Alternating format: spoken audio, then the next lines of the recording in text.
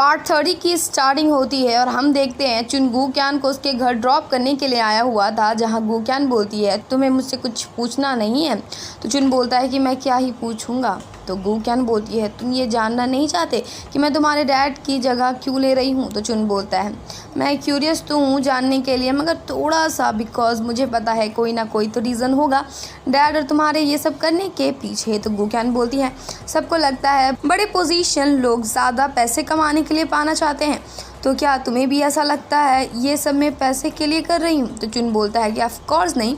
और ये सुन गू क्यान खुश हो जाती है। और इधर हम मिस्टर मिंग की वाइफ को उनके ऊपर भड़कता हुआ देखते हैं, जो कि बोल रही थी मैं मानती हूँ आप गू क्यान में ट्रस्ट करते हो, लेकिन इसका मतलब ये नहीं आप इतनी ईजिली उसको पूरी कंपनी दे दो, और आपने तो अपनी सारी शेयर्स उसके नाम कर दी है हमें कुछ बिना बताए। तो मिस्टर मिंग बोलते हैं तुम लोग चिंता मत करो, मैंने जो भी किया है वो सोच समझ के किया है, मैंने सिर्फ उसे अपने शेयर्स दिए हैं और बाकी जो भी प्रॉपर्टी है वो अभी भी हमारे ही नाम में है, और श्याओ के शादी में जो डॉरी लगेगी वो भी मैंने ऑलरेडी प्रिपेयर करके रख दिया है। तो श्याओ बोलती है ऐसा क्या, क्यों ना आप पहले ही मुझे मेरी डॉरी दे दो और उससे मैं बहुत सारी टेस्टी फूड खरीद पाऊंगी। और अब मिस्टर मिंग अपनी वाइफ को समझाते हैं गू क्यान कहीं बाहर की नहीं बल्कि उनकी फैमिली की मेंबर ही है और वो जल्द ही उनके घर की बहू बनने वाली है।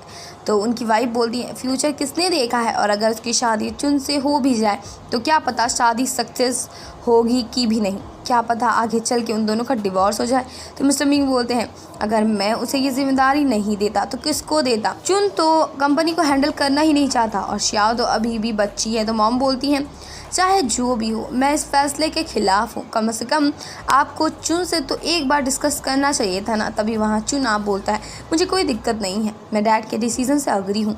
और ये सुन मॉम परेशान पड़ जाती हैं और डैड खुश। और इधर मिस्टर जून अपनी कंपनी आते हैं जहाँ वो पगलाए हुए थे बिकॉज इतना बड़ा कारनामा जो हो गया था। और असिस्टेंट बोलती है मिस्टर मिंग ने अपने सारे शेयर्स किसी दूसरी लड़की को दे दी है अपने बच्चों को देने के बजाय। तो मिस्टर जून बोलते हैं अरे वो ट्रिक्स चला रहा है, मुझे स्टार्टिंग से ही उसकी चालाकी के बारे में पता है, वो ओल्ड आदमी कर भी क्या लेगा, डरो मत तुम, हम ही जीतेंगे। और इधर हम मिस्टर मिंग और गू क्यान को एक साथ ऑफिस में देखते हैं, जहाँ मिस्टर मिंग की कंडीशन की वजह से गू क्यान बड़ी अपसेट होती है। तो मिस्टर मिंग बोलते हैं तुम फिक्र मत करो, अब तो मुझे तुम्हारी फिक्र होगी और जल्द ही अब एक अर्जेंट मीटिंग होने वाली है। तो गू क्यान बोलती है आप फिक्र मत करो, अगर मैंने ये जिम्मेदारी ली है तो पूरी शिद्दत से निभाऊंगी। और इधर मिस्टर जून का असिस्टेंट बोल रहा था वो गू क्यान मुझे सही नहीं लग रही बिकॉज मिस्टर मिंग ने उसे अपना सक्सेसर बनाने के लिए हायर किया है, लगता है उसके पास बहुत एक्सपीरियंस है। तो मिस्टर जून बोलते हैं तुम्हें फिक्र करने की ज़रूरत नहीं है, अभी भी मैं कंपनी का डायरेक्टर हूँ। और इधर हॉस्पिटल में गू क्यान की मॉम और उसका भाई दोनों गू क्यान के इंटरव्यू को देख रहे थे और उन दोनों को ही समझ आ रहा था मिस्टर मिंग ने आखिर गू क्यान को कैसे अपनी शेयर्स दे दी। और तभी इनके रूम में एक न्यू नर्स वे आती है और लियाओले और उसके इंट्रैक्शन से ऐसा लग रहा था दोनों के बीच अब टाका भिड़ने वाला है।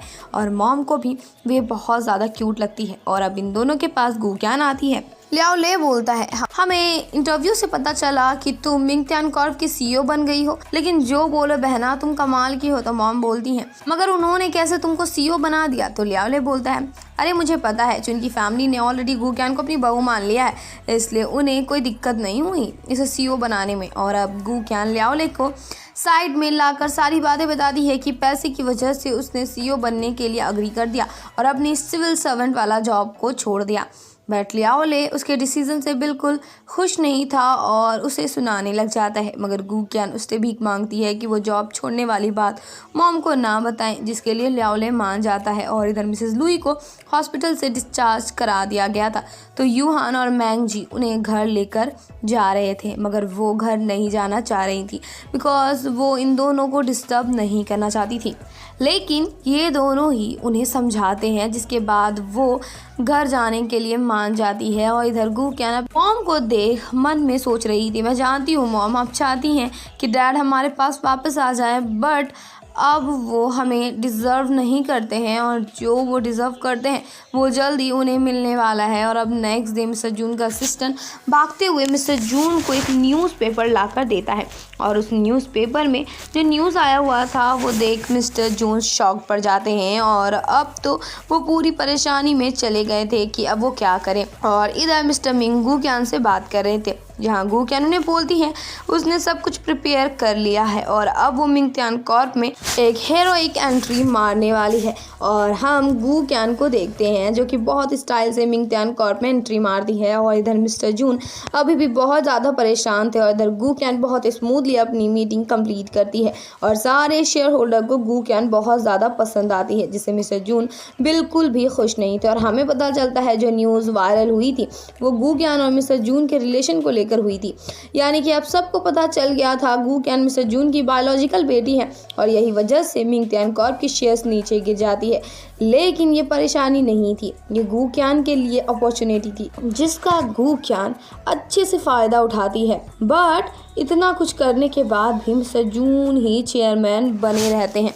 लेकिन जैसे मिस्टर मिंग ने प्लान किया था वो सब वैसे ही जा रहा था और इधर गू क्यान की मॉम टीवी देखना चाह रही थी, मगर लियाओले उन्हें अपनी गंदी मैजिक ट्रिक दिखाने लगता है जिसे देखने में मॉम को ज़रा भी इंटरेस्ट नहीं था। और अब लियाओले ऐसा प्रिटेंड करता है जैसे उसे टीवी का रिमोट ही नहीं मिल रहा और वो रिमोट अपने पॉकेट में छिपा लेता है। और अब लियाओले गू क्यान को कॉल कर अभी जो भी रिमोट वाला इंसिडेंट हुआ था उसके बारे में बताता है। और इधर गू क्यान ऑफिस में थी जहां वो मन में सोच रही थी इकोनॉमिकल प्रोजेक्ट में ये लोग सही स्टील बार्स को नहीं ले रहे, सस्ते यूज़ कर रहे हैं और पक्का इसका क्लू कंस्ट्रक्शन एरिया में मिल सकता है और ये सब कंस्ट्रक्शन एरिया में ही कहीं छिप के किया जा रहा है जो हम लोग जैसे लोग देख नहीं पा रहे हैं और यही वजह है जो मिस्टर वांग भी ये सब देख नहीं पा रहे हैं।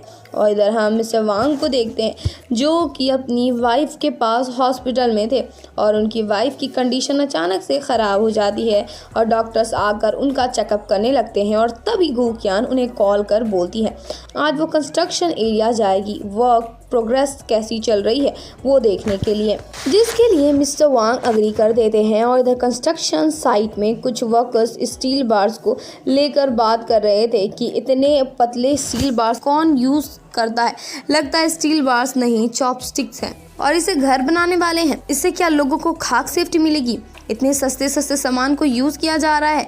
और इन्हीं दोनों वर्कर्स को यहाँ का एक बड़ा पोस्ट वाला एम्प्लॉय अपने ऑफिस बुलाता है और इन दोनों को इनका हिस्से का पैसा दे काम से निकाल देता है जस्ट बिकॉज इन दोनों ने गू क्यान के साथ काम कर रखा था और ये दोनों ही गू क्यान के दोस्त हैं। और अब गू क्यान और मिस्टर वांग कंस्ट्रक्शन एरिया आते हैं सब कुछ देखने के लिए, जहां मिस्टर वांग गू क्यान को पूरी बिल्डिंग का टूर देते हैं और गू क्यान यहाँ के इंचार्ज से मिलती हैं जो कि वही आदमी था जिसने उन दोनों वर्कर को निकाल दिया था। और गू क्यान से भी इसकी एक बार बहस हो गई थी जिस वजह से उसको गू क्यान को देख डर लग रहा था कि कहीं वो उसे काम से ना निकाल दे। और मिस्टर वांग गू क्यान को अपनी वाइफ की कंडीशन के बारे में बताते हैं और गू क्यान से कुछ टाइम के लिए लीव मांगते हैं और गू क्यान उन्हें लीव दे देती है। और हम देख पाते हैं इन लोगों के ऊपर मिस्टर जून का असिस्टेंट छिप के नजर रखे हुए था और उसी वक्त एक ट्रक भर के स्टील बार्स आ रहे थे जिससे अभी असिस्टेंट अंदर लाने को मना कर देता है।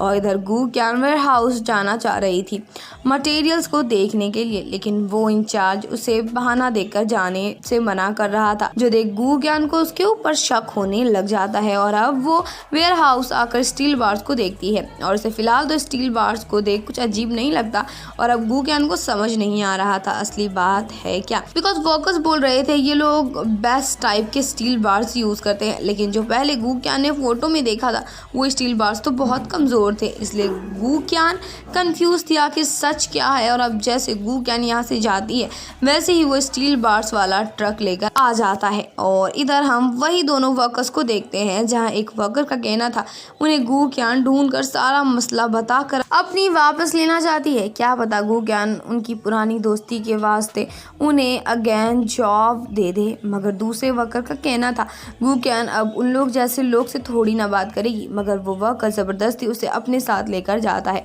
और इधर गू क्यान बहुत परेशान थी काम को लेकर और वो प्लान करती है इस बार वो छिप के कंस्ट्रक्शन एरिया जाएगी, बिकॉज इस बार बाकी लोगों को पता चल गया था जिस वजह से गू क्यान को कुछ भी नहीं पता चल पाया। और अब ये दोनों वर्कर गू क्यान के पास आते हैं जहाँ गू क्यान इन्हें बहुत अच्छे से ट्रीट करती है और इन्हें लंच करवाने के लिए रेस्टो भी लेकर जाती है जहाँ वो दोनों ठूस कर खाते हैं। और एक वर्कर बोलता है तुम्हें पता है हम अच्छे से वहाँ काम कर रहे थे मगर उन्होंने हमें तुम्हारी वजह से निकाल दिया। तो गू क्यान बोलती है मेरी वजह से? मैंने क्या कर दिया? वर्कर बोलते हैं हमें नहीं पता, बस उस इंचार्ज ने बोला कि हम लोग तुमसे कनेक्टेड हैं इसलिए वो हमें निकाल रहे हैं। तो गुक्यान बोलती है तुम लोग चिंता मत करो, मैं इस इंसिडेंट को लेकर इन्वेस्टिगेट करूंगी और तुम्हारी जॉब तुम्हें वापस दिलवा कर रहूंगी। और अब ये दोनों बता देते हैं पतले स्टील बार्स को लेकर कि बहुत दिनों तक तो फिर भी मिक्स वाले स्टील बार्स थे, लेकिन सुबह में अच्छे स्टील बार्स लाए गए थे। देखकर तो लग रहा था ये सब किसी को दिखाने के लिए किया जा रहा है। और हम देख पाते हैं एक बंदा इन तीनों के ऊपर नजर रखे हुए था जो कान लगाकर इनकी बातें सुन रहा था। और अब वो दोनों वर्कर गुक्यान को उन पतले स्टील बार्स को दिखाने के लिए लेकर चले जाते हैं। और वही आदमी जो उन लोग के ऊपर नजर रखे हुए था वो मिस्टर जून को कॉल कर बता देता है वो दोनों आदमी जिसे आज काम से निकाल दिया गया वो गुक्यान को पतले बार्स दिखाने के लिए लेकर गए हैं। और अब ये सुन मिस्टर जून उसे कंस्ट्रक्शन एरिया को पूरा साफ करने को बोलता है और कोई भी क्लू छोड़ने से मना करता है। और अब मिस्टर जून अपने असिस्टेंट की क्लास लगाना शुरू कर देते हैं बिकॉज उसने ही उन दोनों वर्कर को निकालने को बोला था अपनी बैल बुद्धि लगाकर।